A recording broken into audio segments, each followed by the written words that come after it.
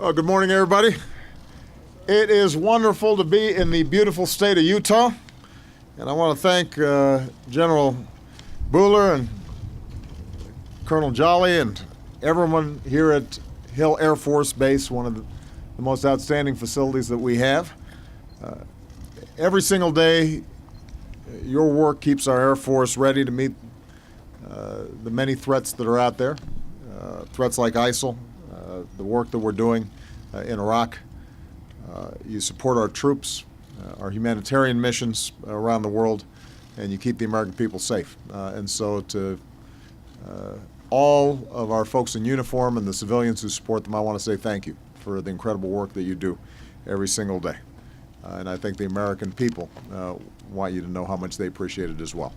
I just had the opportunity to take a look at the solar installation on this base and to meet with some of your outstanding representatives, including Senator Orrin Hatch and Congressman Rob Bishop, Mayor Ralph Becker, who's doing outstanding work, and leaders in the solar industry, as well as our community college system, who are talking about Salt Lake City's commitment to renewable energy, its impact on jobs, its impact on business, and its impact on the environment and climate change.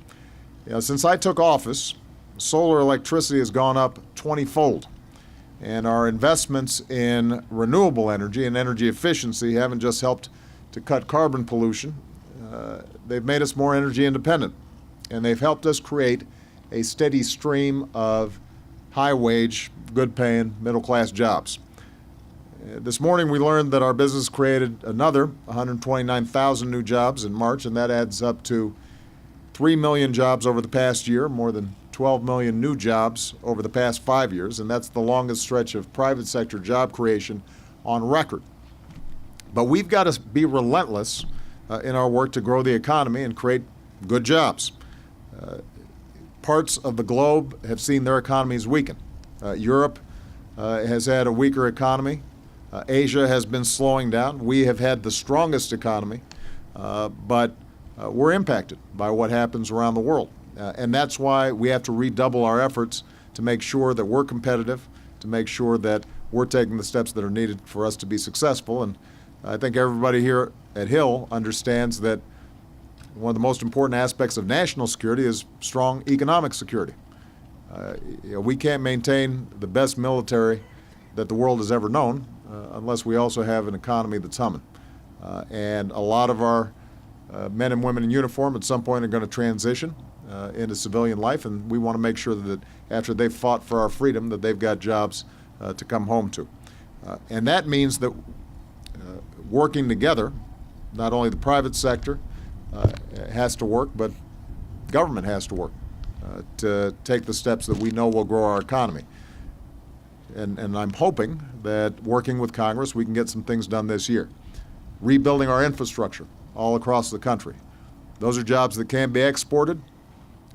And not only does it put people to work right now, it makes us competitive over the long term because businesses are going to locate where they've got top-notch infrastructure. Investing in education and job training to boost growth right here in the United States because, again, businesses will locate where they've got a trained workforce. Making sure that we are passing trade promotion authority. Orrin Hatch is working very hard on that. Utah is one of the leading exporting states in the country. And part of the reason that this state has been so successful.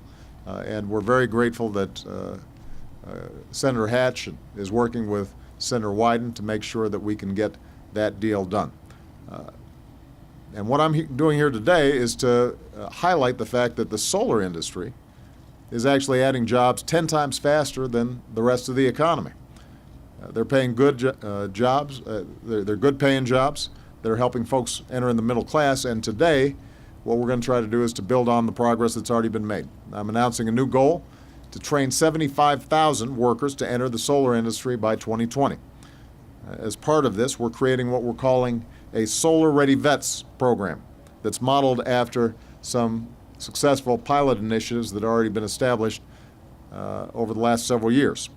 It's going to train transitioning military personnel for careers in this growing industry at 10 bases. including right here at Hill. And as part of this effort, we're also going to work with states to enable more veterans to use the post-9/11 GI Bill for solar job training. And it's one of the many steps that we're taking to help nearly 700,000 veterans and military spouses get a job. In fact, about 30% of the federal workforce is now made up of veterans. I've said it before, and I think employers are starting to catch on. If you really want to get the job done, hire a veteran. So Hill's leading by example. It is getting about 20%, maybe a little higher than that, of its overall energy through renewable energy sources, including this installation. DOD, Department of Defense, our military across the board is becoming more and more efficient because that saves money, and it means that we've got more money for personnel, for training, for equipment, for making sure our fighting forces are able to get the job done. What is true for DOD has to be true for the entire country, and it's going to provide enormous prospects for jobs and careers for a whole lot of folks out there if we continue to make this investment. So we've got to lead by example, invest in the future, train our workers for good new jobs in the clean energy economy. That's how we're going to keep our economy growing, and that's how we're going to create new jobs and create more opportunity for the American people.